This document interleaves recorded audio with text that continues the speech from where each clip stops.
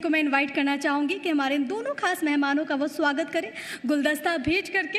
क्योंकि देखिए, जैसा कि मैंने पहले जिक्र किया कि हम बात कर रहे हैं जबलपुर की, बात कर रहे हैं महाकौशल की, तो ऐसे में जो बेसिक ज़रूरतें होती हैं उसमें शिक्षा, स्वास्थ्य, ये सबसे ज़्यादा महत्वपूर्ण है। अगर आप हेल्दी रहेंगे तभी एक हेल्दी इंडिया, एक हेल्दी मध्य प्रदेश हम बना पाएंगे। और इसी वजह से आज का ये जो पैनल है वो बहुत ज़्यादा खास है।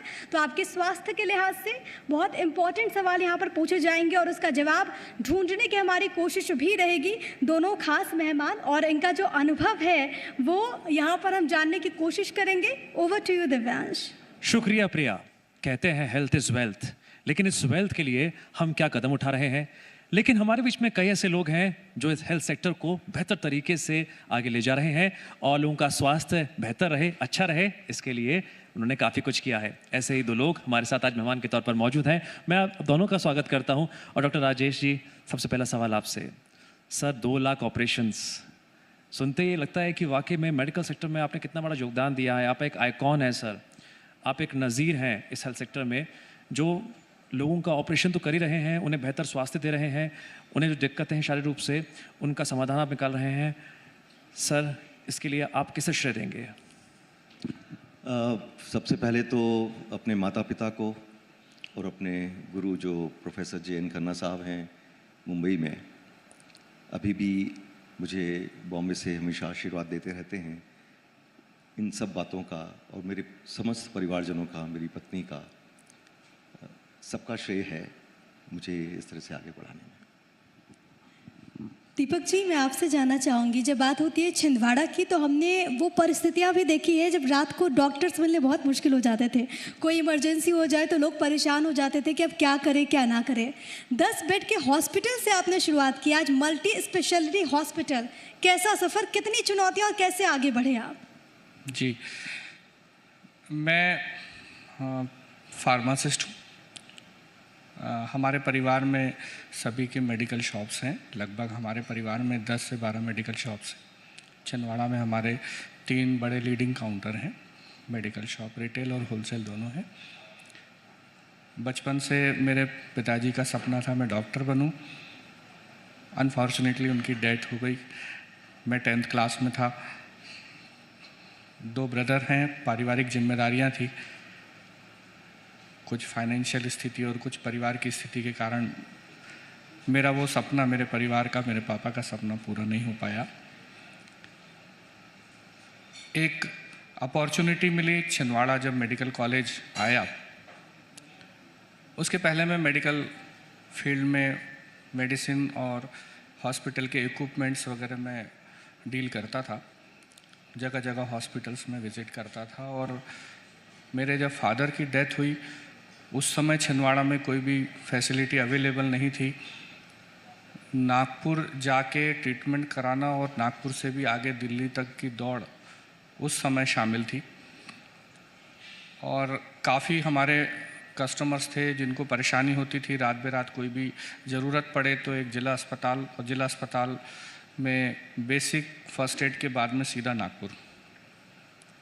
मेडिकल कॉलेज की अपॉर्चुनिटी जब छिंदवाड़ा को मिली तो उनके जो डॉक्टर्स आए, जो प्रोफेसर, असिस्टेंट प्रोफेसर रैंक के डॉक्टर्स, बहुत कुछ तो मेडिकल कॉलेज जबलपुर से शिफ्ट हुए। उनके पास बेसिक इंफ्रास्ट्रक्चर नहीं था। वो चाहते थे हॉस्पिटल खोलें तो उनके पास फाइनेंशियल कंडीशन नहीं थी, क्योंकि तुरंत पढ़ के आए तो किसी का एजुकेशन लोन चल रहा है, कोई स्वयं सक्षम नहीं है। तो हम लोगों की आए दिन चर्चाएं होती रहती थी। तो हमने एक बेसिक प्लेटफॉर्म बनाया कि हम एक OPD बेस से 10 बेड से हम चालू करते हैं। हमने 4 साल पहले इसकी नींव रखी। जितने डॉक्टर्स आए उनको बहुत अच्छे से हमने छिंदवाड़ा में वेलकम किया, उनको प्लेटफॉर्म दिया, उनका स्वागत किया, सम्मान किया। उनसे निवेदन किया कि आपसे जितनी सुविधा, जितना आप सीख के आए हैं उतना हमारी छिंदवाड़ा की जनता को दें। उन्होंने पूरा योगदान दिया। हाथ से हाथ मिलते गए, कंधे से कंधे जुड़ते गए, हमारा सफ़र बढ़ता गया। जब हमने 10 बेड से शुरुआत की तो छिंदवाड़ा की जनता ने हमको बहुत ज़्यादा सहयोग दिया, बहुत ज़्यादा अप्रिशिएट किया। बेसिकली मेडिकल ग्राउंड के अलावा भी मैं खंडेलवाल समाज का अध्यक्ष भी हूँ। इसके अलावा रोटरी क्लब का सक्रिय सदस्य भी हूँ। अभी तनखा जी बैठे थे, उनके साथ हमने पूरे इंडिया का सबसे बड़ा राहत शिविर किया था 2012 में, जिसमें मेन भूमिका मेरी भी थी। मेडिसिन की आपूर्ति को लेकर मेन लीडिंग रोल मेरा था। हम लोगों ने कंधे से कंधा मिला के काफ़ी काम किया है। जब हमने 10 बेड का हॉस्पिटल चालू किया तो छिंदवाड़ा में बेसिक पैर की हड्डी टूटे तक के लिए भी नागपुर जाना पड़ता था। हर्निया और अपेंडिक्स के ऑपरेशन के लिए 1 घंटे में रेफ़र हो जाता था पेशेंट। हम लोगों ने लोगों में विश्वास दिखाया कि आप रुको, यहाँ ट्रीटमेंट कराओ। यहाँ के जो डॉक्टर्स पढ़ लिख के आए हैं, वो किसी न किसी मेडिकल कॉलेज से पढ़ लिख के आए हैं, उन्होंने काम किया है, उनको ऑपरेशन करना आता है। ऐसा हम लोगों ने विश्वास दिखाया उनको और उस पर खरे उतरे। सर, पता है आपको ज़िंदगी में व्यक्तिगत चोट मिली, भावनात्मक चोट मिली, लेकिन आप लगातार आगे बढ़ते गए और यहाँ तक पहुँचे। उसके लिए सबसे पहले आपके लिए तालियाँ सर। Thank you. सैल्यूट करते हैं हम आपको, आप एक नज़ीर हैं सभी के लिए। Doctor Rajesh ji, sir medical tourism की बहुत बात की जाती है और स्वस्थ भारत का सपना भी हम देखते हैं। अगर इन दोनों को हम जोड़ें तो किस तरह से आप आगे बढ़ रहे हैं? देखिए, जब मैंने हॉस्पिटल प्रारंभ किया, मैंने एक्चुअली प्रैक्टिस शुरू की थी वे बैक इन 83। तब ये जबलपुर शहर बड़ा था लेकिन कस्बा नुमा शहर था। और मैंने अपनी शिक्षा मुंबई के अलावा, जब मैंने अपनी शिक्षा ग्रहण कर ली और उसके बाद फिर मैं अमेरिका गया, मैंने 3 साल की फेलोशिप्स करी वहाँ से। उसके बाद मैंने आके जसलोक हॉस्पिटल ज्वाइन किया। वहाँ मैं देखता था कि पूरे मिडल ईस्ट से और हमारे विश्व के कई कंट्रीज़ से लोग वहाँ आते थे। तो मुझ में भी एक उत्सुकता हुई कि आखिर ये मरीज़ आ रहे हैं। हालांकि वो उस ज़माने में बड़ी अंडर डेवलप कंट्रीज़ हुआ करती थी, इंक्लूडिंग दुबई, मस्कत और आपके ओमान, सब तरफ से, पूरे यूएई से पेशेंट्स आते थे, सऊदी से पेशेंट्स आते थे। तब से ही मुझे ऐसा लगा कि हमारा देश है वो मेडिकल टूरिज़्म के बारे में सोच सकता है। वो तो एक शुरुआत थी मेरी एक सोच की। उसके बाद मेरे पेरेंट्स का बहुत ज़्यादा आग्रह था कि मैं जिस शहर में पैदा हुआ, पला बड़ा, उसमें मैं आप पर वापस आकर अपनी सेवा यहाँ के लोगों को दूँ। तो मैंने एक छोटे से क्लिनिक से मेरी शुरुआत की।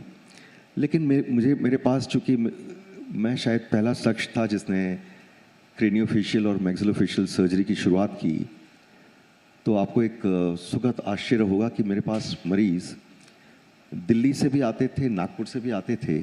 उस ज़माने में 83, 84, 85 की बात कर रहा हूँ, कि उस तरह के स्पेशलिस्ट उन शहरों में भी नहीं थे। तो एक बहुत हौसला मिला, यहाँ की जनता ने भी मुझे बहुत हौसला दिया।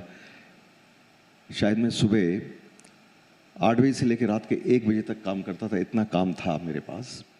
ये सब जनता को, इसका जबलपुर की जनता और आसपास की जनता को इसका श्रेय देता हूँ मैं।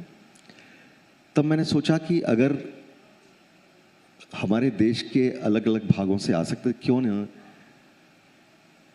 बाकी कंट्रीज़ जो अंडर डेवलप कंट्रीज़ हैं, जो थर्ड वर्ल्ड कंट्रीज़ हैं, वहाँ से भी लोग आ सकते हैं। तब उस ज़माने में बस नया नया इंटरनेट वो 91, 92 में आया था। तब शायद मैं पहला चिकित्सक था शहर का। 91 में हम लोगों ने 100 बिस्तरों से ये अस्पताल जबलपुर हॉस्पिटल शुरू किया था।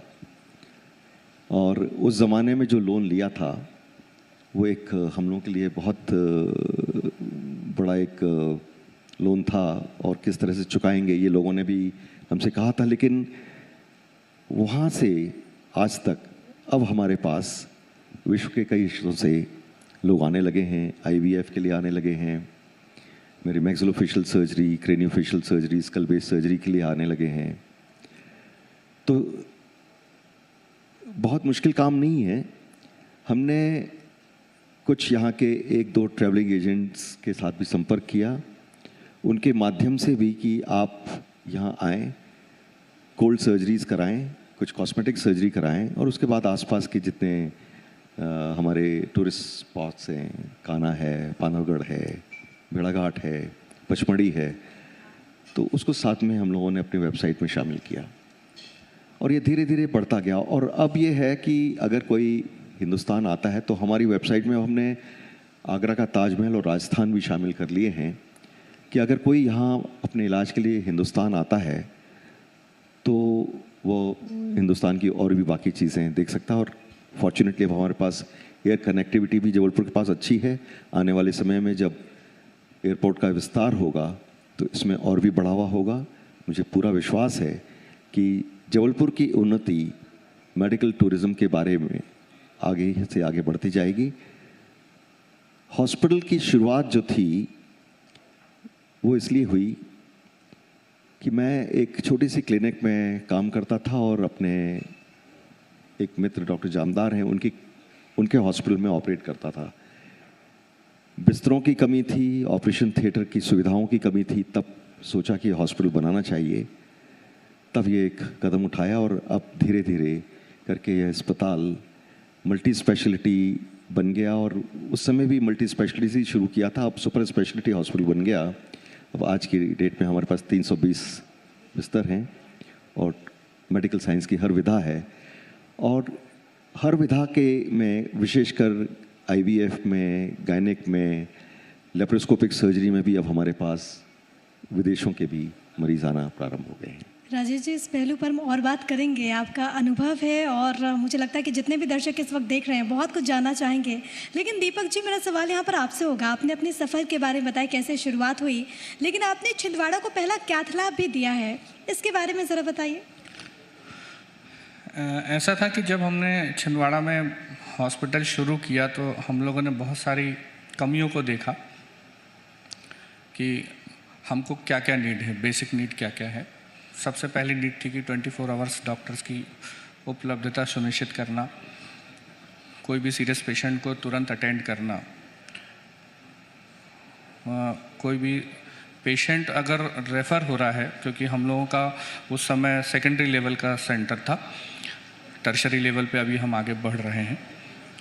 पेशेंट नागपुर तक भी सुरक्षित पहुंच जाए या जबलपुर भेजना हो तो भी सुरक्षित पहुंच जाए।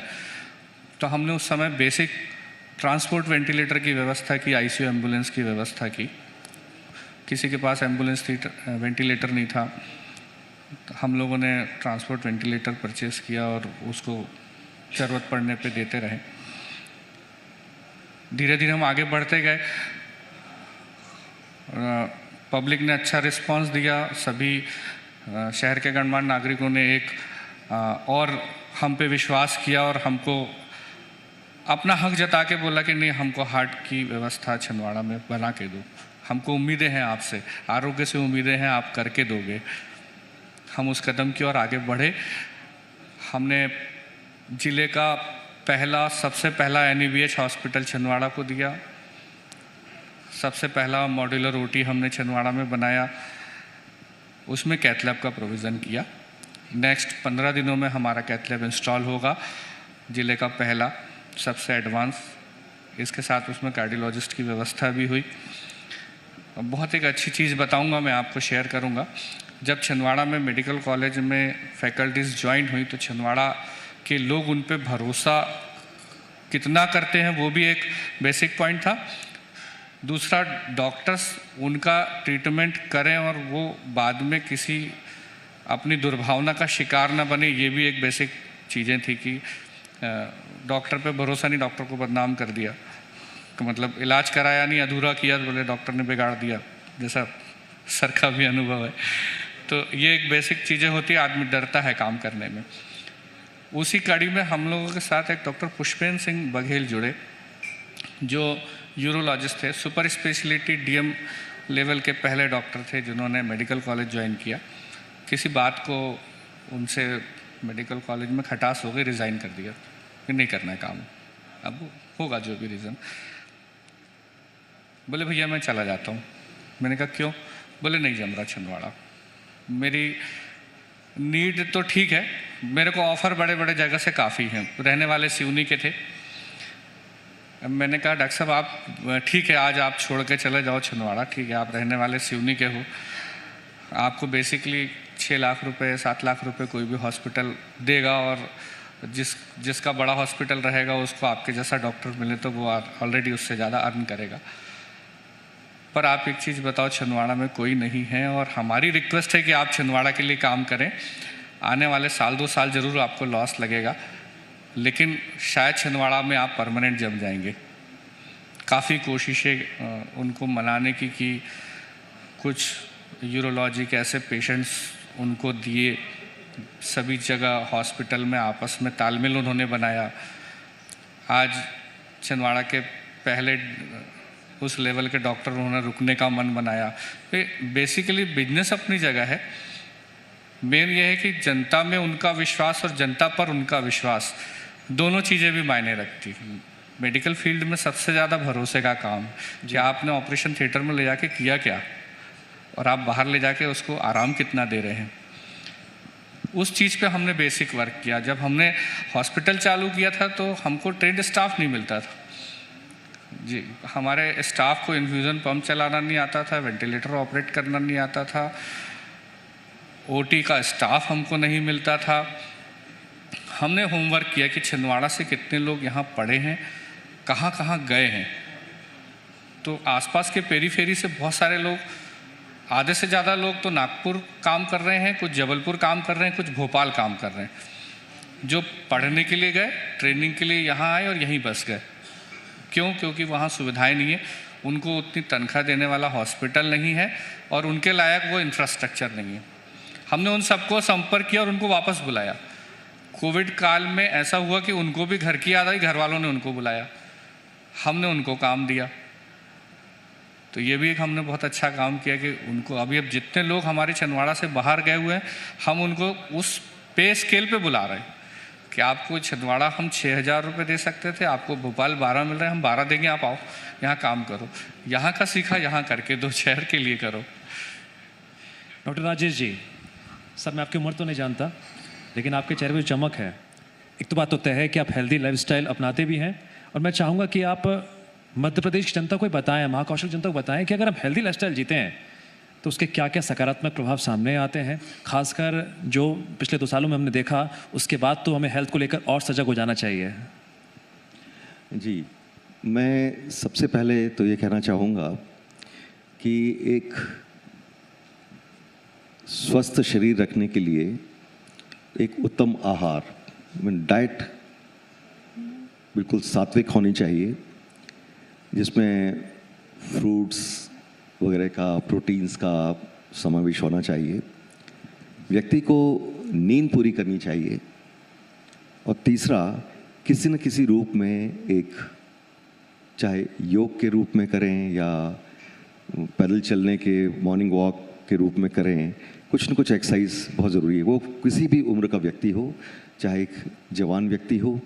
आजकल हमने देखा है कि जितने भी हमारे युवा लोग हैं, युवतियां हैं, वे जिम जाना पसंद करते हैं, लेकिन ये भी देखा है कि कुछ महीनों तक जिम गए, प्रोटीन डाइट ली, अच्छे बॉडी बिल्डिंग की, और उसके बाद अचानक से छोड़ दिया, वो भी बहुत बड़ी नुकसान की चीज़ है। तो युवाओं के लिए तो यह है कि अगर आपने एक बार जिमिंग शुरू करी है तो उसे कंटिन्यू करिए। लेकिन मैं अपने आपसे ये कह सकता हूँ, अपने तरफ से ये कह सकता हूँ, पिछले 35 वर्षों से मैं रोज़ सुबह 6 से 7 1 घंटा प्राणायाम और योग की कुछ एक्सरसाइजेस करता हूँ, सूर्य नमस्कार करता हूँ। और सूर्य नमस्कार अपने आप में एक कंप्लीट एक्सरसाइज है, जिसमें आसन तो 12 होते हैं, लेकिन आपके शरीर का एक एक अंग, मैं उसमें ब्रेन को भी शामिल करता हूँ, क्योंकि एक तरह से वो एक तरह का मेडिटेशन ही है। जब आप सिर्फ सूर्य भगवान के 12 नाम लेते हैं और पूरा ध्यान आपका सूर्य भगवान के एक मूर्त पे होता है, तो एक अच्छे शरीर को, एक स्वास्थ्य को अच्छे रखने के लिए, ताकि आपकी सोच भी अच्छी हो, आप जो भी काम करें दिन भर आप में स्फूर्ति हो, उसके लिए शारीरिक व्यायाम प्रातः काल में, सूर्योदय हो या सूर्योदय से थोड़ा सा पहले अवश्य करें। फास्ट फूड, लेट नाइट्स जितना कम करें। ऐसा तो हो नहीं सकता, आज के ज़माने में हम कहीं पार्टीज़ में जाते हैं तो थोड़ा बहुत खाना ही पड़ता है, या लेट नाइट्स भी होती हैं, लेकिन उसके लिए आप शनिवार रखें, क्योंकि रविवार को आप अपना अच्छे से चीट मील का प्रचलन हो गया आजकल। Cheat meal. हाँ जी हाँ, ये तो है ही, लेकिन मुझे ऐसा लगता है कि ये जितने आधुनिकता की तरफ हम लोग बढ़ रहे हैं वो हमारे शरीर के लिए नुकसानदायक है। और अच्छे लोगों से मिलें, अच्छी सोच रखें, सर, पॉजिटिविटी आपकी हो। पंक्तियाँ युवाओं के लिए संदेश है, बेहतर युवा कैसे बन सकते हैं, अपने लाइफ को कैसे और अच्छे तरीके से वो बना सकते हैं, आगे बढ़ सकते हैं। लेकिन मुझे लगता है कि इसकी शुरुआत बहुत पहले से होती है, जब स्कूल्स में बीज को बोया जाता है। और इसलिए एक खास मेहमान है जिनको हम इन्वाइट करना चाहेंगे इस मंच पर, इस सेशन में। हमारे साथ मौजूद है पर्व जायसवाल, जो कि डायरेक्टर है स्टेमफील्ड इंटरनेशनल स्कूल के। मैं आपको सर मंच पर इन्वाइट करती हूँ, आप प्लीज़ मंच पर आएँ। जोरदार तालियाँ पर्व जायसवाल जी के लिए, जो कि बच्चों को लेकर आगे बढ़ रहे हैं। और पर्व जायसवाल जी जो कि लगातार भविष्य गढ़ने का काम कर रहे हैं, बेहतर भविष्य बना रहे हैं। और देखिए, क्योंकि दो डॉक्टर्स, और हम डॉक्टर की बात कर रहे हैं, हम स्वास्थ्य की बात कर रहे हैं, लेकिन जब स्टार्टिंग होती है, पहली कड़ी विद्यालय, स्कूल से बच्चे पढ़ते हैं। स्टेमफील्ड इंटरनेशनल स्कूल कैसे शुरुआत हुई और आज का मुकाम कैसे आप देखते हैं? थैंक यू फॉर इनवाइटिंग आपके न्यूज़ चैनल पे। और सर नमस्कार। स्टेमफील्ड की शुरुआत सन 2010 में हुई थी। मेरे फादर ने उस बिल्डिंग का निर्माण किया था, और क्योंकि मेरी एजुकेशन मुंबई में हुई, मैं वहीं पला बड़ा, वहीं पैदा हुआ, तो उनका ड्रीम था कि जबलपुर में आके उनको एजुकेशन के क्षेत्र में कुछ काम करना है। तो 2010 में हमने स्कूल की शुरुआत करी। यहाँ पे आज 12 साल हो गए हैं, और तकरीबन हमारे स्कूल में 1700 स्टूडेंट्स हैं। हम 2 स्कूल चला रहे हैं जबलपुर में। फर्स्ट ब्रांच आनंद कॉलोनी बलदेव बाग एरिया में है, और सेकंड ब्रांच हमने अभी कोविड में 2 साल पहले इनॉग्रेशन किया विजयनगर में। तो सफ़र काफ़ी अच्छा था। इनिशियली जबलपुर में एडजस्ट होने में थोड़ी डिफ़िकल्टी हुई, बट अब आज 12 साल हो गए, तो मुझे काफ़ी अच्छा लगता है यहाँ पे एजुकेशन क्षेत्र में काम करके। जायसवाल जी, 12 साल हो गए हैं, तो साल दर साल अपने कई बदलाव भी देखे होंगे, और ख़ासकर आज के दौर में तो बदलाव की ज़रूरत और भी ज़्यादा महसूस की जाने लगी है। शिक्षा पद्धति बदल सी गई है, टेक्नोलॉजी बहुत ज़्यादा आ गई है सामने। हम बात करते हैं डिजिटल एजुकेशन की, वो बहुत ज़्यादा एंट्री कर चुकी है। तो इस बदलाव में आपका विजन क्या है? आने वाले दिनों में आप और क्या कुछ बदलने जा रहे हैं? जबलपुर के छात्रों तक क्या पहुंचाने जा रहे हैं? एजुकेशन काफ़ी हद तक बदल चुका है 12 साल में। अगर मैं देखूं, जब मैं आया था यहाँ पे, तब डिजिटल एजुकेशन की शुरुआत हुई थी ऑल ओवर इंडिया में। 2010 से ट्रेंड्स चेंज होना शुरू हुए थे, स्मार्ट क्लासेस का आना शुरू हुआ था। काफ़ी सारी कंपनीज़ आप देखिए 2008 से लेके 2010 के बीच में शुरू हुई हैं, जिन्होंने स्मार्ट क्लास की सर्विसेज देना चालू की। तो वो दौर था जब एजुकेशन चेंज हो रहा था। लास्ट 2 साल में जैसे पेंडेमिक शुरू हुआ, डिजिटल एजुकेशन बहुत तेज़ी से बढ़ा, और मुझे ऐसा लगता है कि अब डिजिटल एजुकेशन ही फ्यूचर रहेगा आगे जाके। क्योंकि क्या होता है कि एजुकेशन, हम जो बच्चे स्कूल आ सकते हैं उनको तो बहुत अच्छे से दे सकते हैं, लेकिन आगे जाके मुझे लगता है सरकारें डिजिटल एजुकेशन पे काफ़ी काम करेंगी। अभी आप 3-4 दिन पहले ही मोदी जी ने बताया था कि हर सब्जेक्ट वाइज के डिजिटल चैनल्स होंगे, जहां बच्चे घर पे ही रह के उन डिजिटल चैनल के माध्यम के थ्रू पढ़ाई कर सकते हैं। तो काफ़ी कुछ चेंज, बदलाव आया है, और मेरे को लग रहा है कि आने वाले सालों में और चेंजेस आएंगे। दीपक जी, मेरा सवाल यहाँ पर आपसे ये होगा, क्योंकि जब हम महाकौशल की बात करते हैं, हम जबलपुर की बात कर रहे हैं, छिंदवाड़ा की बात कर रहे हैं, तो बदलते वक्त के साथ बहुत सारी चीज़ें बदल रही हैं। लेकिन क्या लगता है आपको कि हेल्थ इंफ्रास्ट्रक्चर के तौर पर जब हम बदलाव की बात करते हैं, तो वो छिंदवाड़ा में कितना बदलाव है? क्योंकि शुरुआत में जैसा कि आपने भी जिक्र किया कि अगर कोई भी बीमार हो जाए तो उनको लगता था कि हम किसी बड़े शहर में जाते हैं, हम इंदौर जाते हैं, हम भोपाल जाते हैं। क्या अब ये तमाम फैसिलिटीज़ छिंदवाड़ा में अवेलेबल है? पहला तो ये। दूसरा ये कि क्या लोग आपको जागरूक नज़र आ रहे हैं? बिल्कुल। पहले लोग नागपुर और जबलपुर भागते थे, अब उनको ये पता है कि छिंदवाड़ा में रात बेरात कोई भी फैसिलिटी है। छिंदवाड़ा में इतना इंफ्रास्ट्रक्चर डेवलप हो गया है, डॉक्टर्स यहाँ अवेलेबल हैं। मैं मेरे हॉस्पिटल की बात नहीं करूँगा, मैं सभी को मिला के बात करूँगा। सभी ने अपने को डेवलप किया है। एक व्यापारिक प्रतिस्पर्धा भी रहती है। हमसे पहले जो हॉस्पिटल थे उन्होंने अपने आप को डेवलप किया, जो आने वाले हैं वो अपने आप को डेवलप कर रहे हैं। रही बात छिंदवाड़ा की, तो छिंदवाड़ा अभी मेडिकल कॉलेज आया है, लगभग 400 स्टूडेंट की भर्ती उसमें हुई है। पहला बैच 2 साल बाद निकलेगा। तो छिंदवाड़ा को हम बड़े महानगरों की तर्ज पर डेवलप करना चाहते हैं हेल्थ के सेक्टर में। तो उसके लिए हम और हमारे जितने भी हॉस्पिटल्स हैं वो मिलकर निरंतर ये प्रयास करते हैं कि अपने आप को डेवलप करें, अच्छी से अच्छी नई से नई चीज़ें छिंदवाड़ा में दें, नए से नए डॉक्टर्स दें, नई से नई टेक्नोलॉजी दें। लेप्रोस्कोपिक सर्जरी हो, कैथ लैब हो, अभी सीटी के पहले 1 सेंटर हुआ था, अब 3 हैं। निकट भविष्य में एमआरआई भी हमारे यहाँ अभी है और भी एमआरआई सेंटर खुलेंगे। पहले सोनोग्राफी सेंटर 1 था, आज 4-5 है। अब मरीजों को उतना भटकना नहीं पड़ता है अभी भी, लेकिन संख्या कम है। आने वाले समय में ज़रूर ये संख्या हम लोग मिल के बढ़ाएंगे।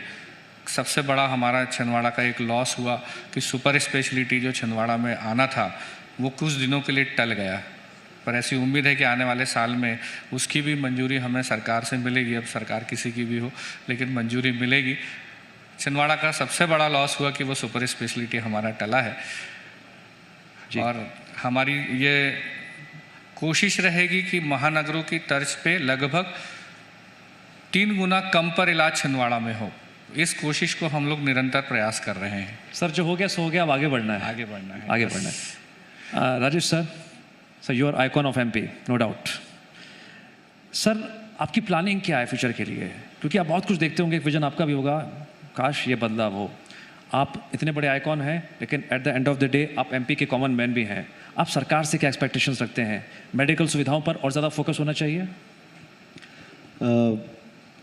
जो मैं अपनी तरफ से कह सकता हूं कि जो हमारे हॉस्पिटल में जो हम लोग नए प्रोजेक्ट्स लेके आना चाहते हैं, सुपर स्पेशलिटी, बाकी जो जनरल स्पेशलिटी सब कुछ है, लेकिन हमारे हॉस्पिटल में समझा के 7 गायनिकोलॉजिस्ट हैं और 5 पीडियाट्रिशियंस हैं और 2 नियोनेटोलॉजिस्ट हैं। अब जगह की भी कमी महसूस होने लगी है और ऐसा लगता है कि मदर और चाइल्ड का एक कॉन्सेप्ट जो महानगरों में आ गया है, हम हमारे ही कैंपस में बहुत जल्द एक मदर एंड चाइल्ड बेस्ड एक ब्लॉक अलग बना रहे हैं, एक अलग बिल्डिंग बना रहे हैं, जहां पर डिलीवरी, आईवीएफ, सर्जरीज लेडीज़ की और बच्चों से संबंधित, चाहे वो पीडियाट्रिक सर्जरी हो, नियोनेटोलॉजी हो या पीडियाट्रिक क्रिटिकल केयर हो, उसका एक विभाग अभी इसी बिल्डिंग में है, जहां जगह की कमी की वजह से कई बार हम लोग केटर नहीं कर पाते हैं। तो वह निर्माण प्रारंभ हो चुका है और अगले 6-8 महीने में हम लोग वो समावेश कर लेंगे। दूसरा जो हम लोग काम करने जा रहे हैं वह है ऑर्गन ट्रांसप्लांट, विशेषकर किडनी ट्रांसप्लांट, लिवर ट्रांसप्लांट, उसकी तैयारी चल रही है। स्किन ट्रांसप्लांट बर्न केसेस के लिए उसकी भी तैयारी चल रही है और बहुत जल्द वह भी हम लोग ले आएंगे। तीसरा जो बहुत ही अहम बात है कि हमारा जो हॉस्पिटल है उसमें फैमिली मेडिसिन में तो हम लोग के पास डीएनपी है, और भी कुछ स्पेशलिटीज़ और सुपर स्पेशलिटी में इस वर्ष से हम लोग डीएनपी कोर्सेज ला रहे हैं, जहां पर एमबीबीएस के बाद जो कैंडिडेट्स होते हैं या एमडी एमएस के बाद जो सुपर स्पेशलिटी करना चाहते हैं, उनकी सीट्स हम लोग का ऑलरेडी इंस्पेक्शन हो चुका है। बहुत जल्द हम लोग को gynaecology, paediatrics, internal medicine, orthopaedics, neurosurgery, cardiology, इन सब्जेक्ट्स में हम लोग को डीएनबी के कोर्सेज आने की उम्मीद है। तो ये तो हुआ शिक्षा के क्षेत्र में। जो सरकार से हमें उम्मीद है, अभी आप देखें तो जो आयुष्मान कार्ड जो बटे हैं, एक्चुअली आयुष्मान के अगर नियम देखे जाएं तो आयुष्मान कार्ड उसी व्यक्ति को मिल सकते हैं जिनका कच्चा घर हो, जिनके पास स्वचालित 2 पहिया वाहन न हो, मीन्स रेफ्रिजरेटर न हो घर में, 2 व्हीलर नहीं हो। जो ये कार्ड बांटे गए हैं वो 4 व्हीलर वालों के पास भी हैं। आज अगर आपको सुनकर आश्चर्य होगा कि जबलपुर की ऑफिशियल पॉपुलेशन अगर हम 22 लाख माने तो जबलपुर ज़िले में 22 लाख के बीच में 11 लाख आयुष्मान कार्ड बच चुके हैं। अब उसमें कुछ एंटाइटल लोग भी हैं, कुछ नॉन एंटाइटल लोग भी हैं। फिर हर व्यक्ति कार्ड लेके आता है, अगर अच्छी सुविधा चाहिए तो जो आयुष्मान के जो चार्जेस हैं बहुत ही कम हैं। उसमें हर मरीज़ का इलाज कर पाना 10% का तो आपको लगता है कि 10 या 20% आप कर सकते हैं। अगर 40-50% के पास ये आयुष्मान कार्ड आ जाएंगे तो जो मेडिकल फील्ड में जो प्राइवेट सेक्टर में उन्नति हो रही है ये निश्चित रूप से रुक जाएगी।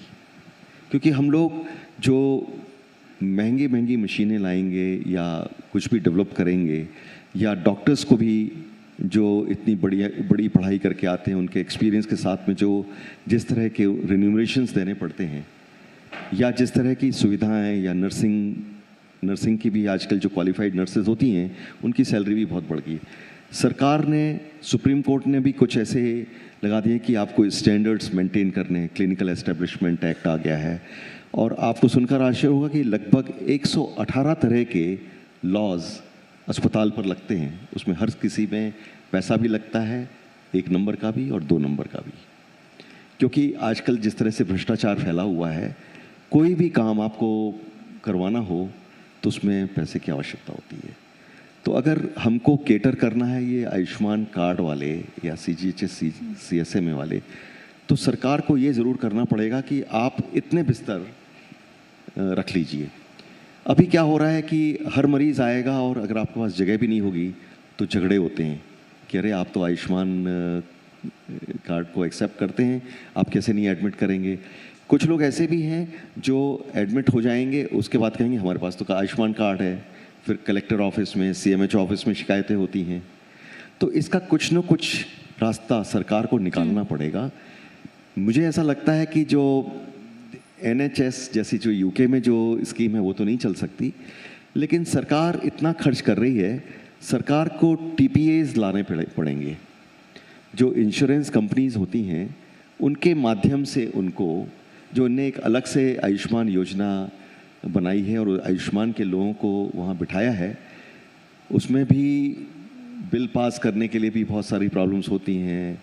करोड़ों रुपए के बिल सेंट्रल गवर्नमेंट के, स्टेट गवर्नमेंट के पास नहीं हो पाते हैं। तो अगर सरकार, हम भी चाहते हैं कि सब गरीबों का भला हो, तो ठीक है, हॉस्पिटल अगर आप कहा है तो आप कहिए कि 10% बिल्कुल फ्री में करिए, हम लोग तैयार हैं। लेकिन ये आयुष्मान कार्ड और CGHS कार्ड और ये सब जो कार्ड होते हैं, इससे और बिल पास नहीं होना, बहुत सारे क्रेडिट बिल्स रह जाते हैं सालों साल से, 5-5, 7-7 साल से करोड़ों रुपए के बिल्स पेंडिंग हैं। तो इसको ठीक करने की मुझे ऐसा लगता है कि सरकार को इंश्योरेंस बेस्ड सुविधा देना चाहिए। यानी कि कुछ तकनीकी पहलू हैं जिस पर ध्यान देना बहुत ज़्यादा ज़रूरी है। पर्व जी, मेरा सवाल यहाँ पर आपसे होगा, क्योंकि जब एजुकेशन की बात होती है, शिक्षा की बात होती है, सेंट्रल गवर्नमेंट ने न्यू एजुकेशन पॉलिसी, नई शिक्षा नीति को इंट्रोड्यूस किया। अलग अलग राज्य की ओर से सर्वेज भी हो रहे हैं।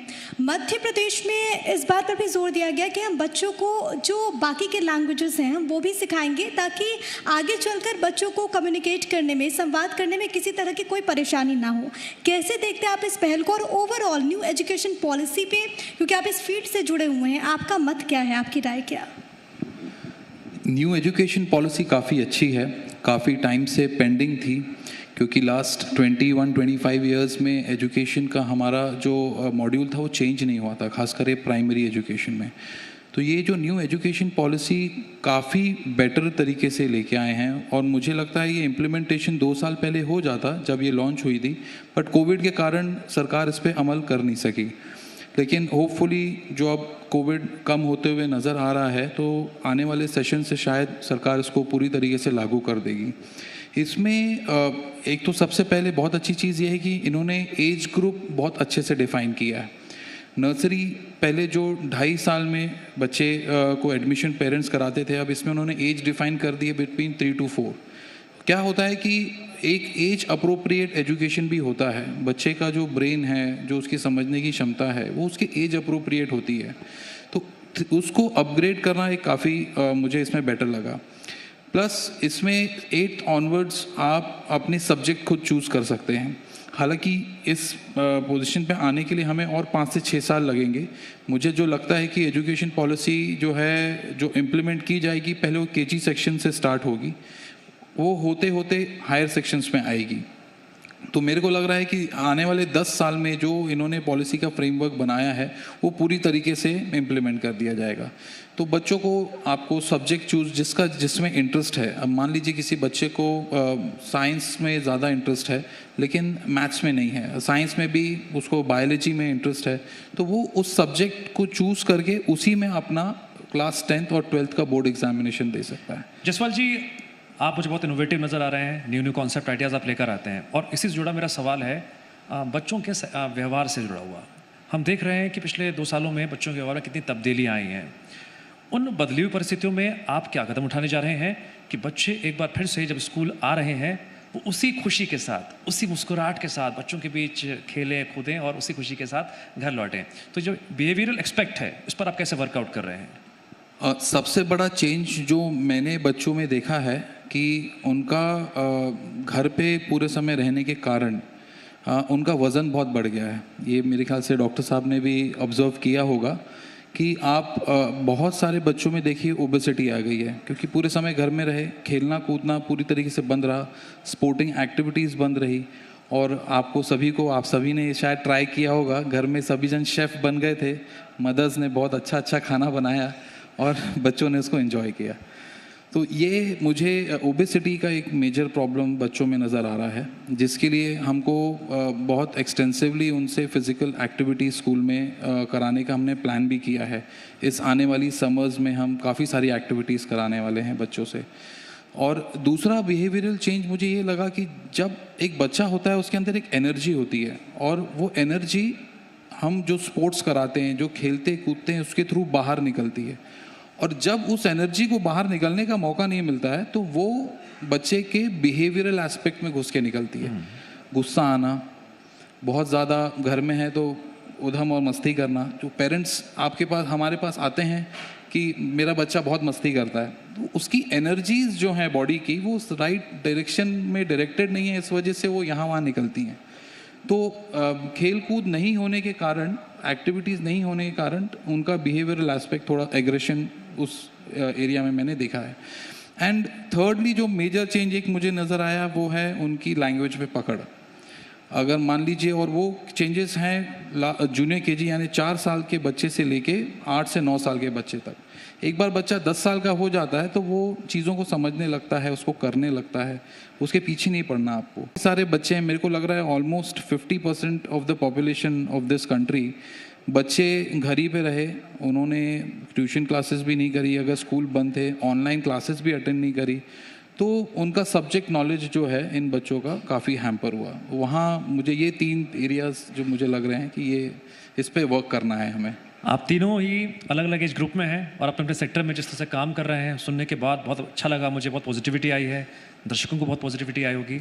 जो भी करें अच्छा करें, बेहतर करें, इस उम्मीद के साथ आप तीनों का बहुत बहुत शुक्रिया। ओवर टू यू प्रिया। बहुत धन्यवाद आप तीनों का। लेकिन दरख्वास्त करूंगी कि आप तीनों प्लीज़ मंच पर ही रहें। साथ ही साथ मैं मंच पर इनवाइट करना चाहूँगी जी मध्य प्रदेश छत्तीसगढ़ के संपादक मोहित सिन्हा जी को और राजीव त्रिपाठी जी को, सेल्स हेड जी मध्य प्रदेश छत्तीसगढ़ के, कि वो मोमेंटो भेंट करें, स्मृति चिन्ह भेंट करें हमारे तीनों ही खास मेहमानों को। तो स्वास्थ्य के लिहाज से किस तरीके से महाकौशल आगे बढ़ रहा है, इस पर हम चर्चा कर रहे हमने की। और साथ ही साथ हमने बात की कि स्कूली शिक्षा और इसके साथ ही साथ न्यू एजुकेशन पॉलिसी पर भी हमने बात की। हमने जानने की कोशिश की कि कितना पोटेंशियल है और किस तरीके से, चाहे वो जबलपुर हो, चाहे वो छिंदवाड़ा हो, चाहे वो महाकौशल हो, ये क्षेत्र आगे बढ़ रहा है, किस तरीके से नई बुलंदियों को छू रहा है। हेल्थ इंफ्रास्ट्रक्चर के लिहाज से और कितनी ज़्यादा ज़रूरतें हैं कोरोना के काल में, जब तमाम चुनौतियाँ थी, तो इस लिहाज से हम कितना ज़्यादा बढ़े हैं। अच्छे कल के लिए किस तरीके से हम तैयार हैं और कोरोना से हमने क्या कुछ सीखा, ये भी आज इस मंच से, आज इस सेशन से हमने जानने की कोशिश की। वो तमाम सवाल जो कि आम जनता के जहन में थे वो हमने पूछने की कोशिश की, चाहे जनप्रतिनिधि से हो, चाहे वो अलग अलग लोग जो कि अलग अलग सेक्टर से ताल्लुक़ रखते हैं उनसे हो। वो तमाम सवाल आज जी मध्य प्रदेश छत्तीसगढ़ के इस मंच से पूछे गए। और आपके जहन में स्वास्थ्य को लेकर, क्योंकि हम हेल्थ इज़ वेल्थ कहते हैं लेकिन हम हेल्थ का ख्याल नहीं रखते हैं, कितना ज़रूरी है ये भी हमने जानने की कोशिश की। खबरों में बने रहने के लिए आप हमारे फेसबुक, ट्विटर और इंस्टाग्राम पेज को फॉलो कर सकते हैं। लेटेस्ट अपडेट के लिए आप हमारे यूट्यूब पेज को सब्सक्राइब भी कर सकते हैं। और हाँ, बेल आइकन पर क्लिक करना ना भूलें।